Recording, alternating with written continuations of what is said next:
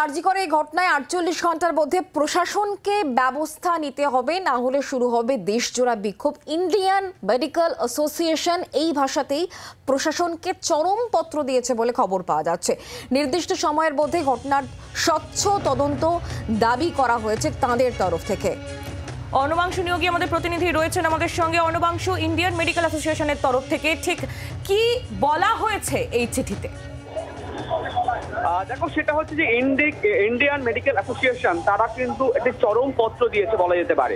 আরজি করে ঘটনা ৪৮ ঘন্টার মধ্যে প্রশাসনকে ব্যবস্থা নিতে হবে, না হলে শুরু হবে দেশ জুড়ে বিক্ষোভ।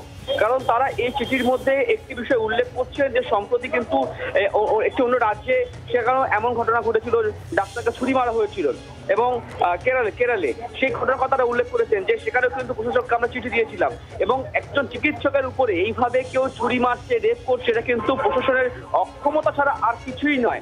সে কারণে তারা সময়সীমা বেঁধে দিল 48 আওয়ার্স।